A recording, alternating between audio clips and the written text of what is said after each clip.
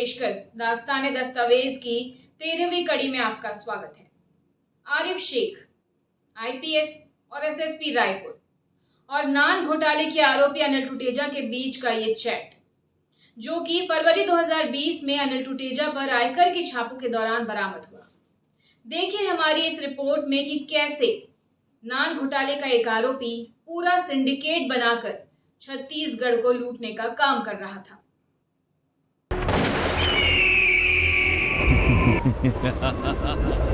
तुम क्या लेकर आए थे और क्या लेकर जाओगे? रह जाएगा सिर्फ एक नाम।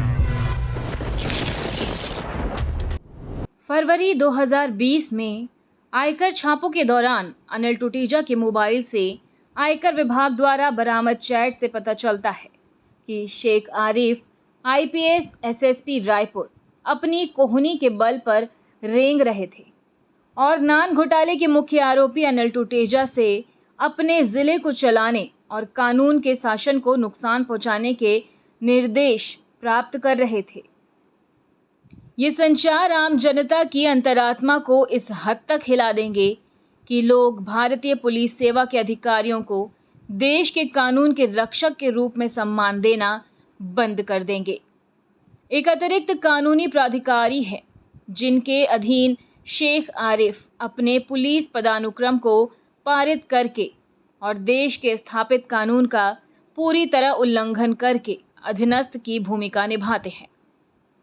शेख आरिफ, आईपीएस और अनिल टुटेजा के बीच इन व्हाट्सएप संचारों की सामान्य प्रकृति नीचे दी गई है, जो ये साबित करने के लिए काफ़ी है कि शेख आरिफ बेशर्मी से अनिल टुटेजा के भाड़े के सिपाही की तरह काम कर रहे थे और उसने न केवल कानून द्वारा निहित अपने पद, शक्ति और अनिल टुटेजा जैसे अतिरिक्त कानूनी अधिकारियों के हाथों में गिरवी रख दी थी, बल्कि अपनी अंतरात्मा को भी उसके हाथों में सौंप दिया था। शेख आरिफ और अनिल टुटेजा का ये चैट देखिए। ये दोनों नान घोटाले के मुख्य आरोपी हैं, जिनका प्रशासन में कोई कानूनी अधिकार नहीं है। इनके बीच 10 पृष्ठों के व्हाट्सएप संचार पर नीचे चर्चा की गई है। संलग्न चैट केवल हिमशैल की नोक है, लेकिन वास्तव में ये शेख आरिफ आईपीएस के पूरे खानदान पर कलंक है और छत्तीसगढ़ में सभी बड़े घोटालों में शामिल अनिल टुटेजा, सौम्या चौरसिया के सिंडिकेट का हिस्सा बनकर इन्होंने छत्तीसगढ़ को लूटा है। चैट के कुछ मुख्य अंश स्क्रीन पर आप देख सकते हैं। हर छोटी घटना के लिए शेख आरिफ अनिल टुटेजा को रिपोर्ट करने के लिए बेचैन रहते थे, जैसे कि वो छत्तीसगढ़ का डीजीपी हो।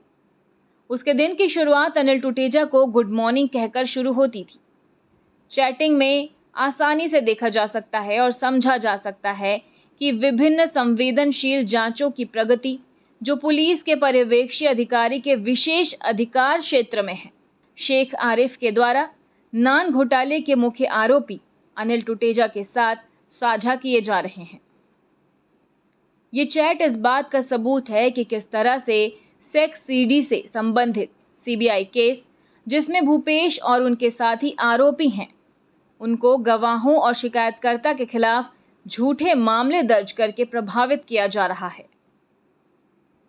सीबीआई के सेक्स सीडी केस में आरोपी कैलाश मुरारका के 164 सीआरपीसी के तहत बयान को इस केस में लंबित ट्रायल को कमजोर करने के लिए सीबीआई अधिकारियों के खिलाफ गवाह के तौर पर इस्तेमाल किया जा रहा है। ये इस केस से संबंध में लंबित ट्रायल को प्रभावित करने का साफ मामला है। छत्तीसगढ़ के एडवोकेट जनरल चाहते हैं कि आरिफ उनसे एक खास केस पर चर्चा करने के लिए मिलें। आरिफ शेख अनिल टुटेजा से निर्देश मांगते हैं कि उनसे मिलें या नहीं। इससे पता चलता है कि कैसे एक नान घोटाले का आरोपी, जो असल में छत्तीसगढ़ की सरकार चला रहा है, कि कैसे शेख आरिफ अनिल टुटेजा के इशारों पर नाच रहे हैं। आज शेख आरिफ द्वारा अनिल टुटेजा को जांच की प्रगति रिपोर्ट दी जा रही है। सुरेश गोयल एक मीडिया दिग्गज को दबाव बनाने के लिए बुलाया जा रहा है। इसके लिए आरिफ ने अनिल टुटेजा से अनुमति मांगी है, जबकि उन्होंने स्वीकार किया है कि कोई सबूत नहीं है। दास्ताने दस्तावेज की इस कड़ी में फिलहाल इतना ही। अगली कड़ी में आपको दिखाएंगे कि कैसे शेख आरिफ हर छोटे बड़े काम के लिए अनिल टुटेजा से निर्देश लिया करते थे और कैसे पूरा छत्तीसगढ़ का शासन प्रशासन इस सिंडिकेट के अधीन काम कर रहा था। तब तक के लिए दीजिए इजाजत। नमस्कार।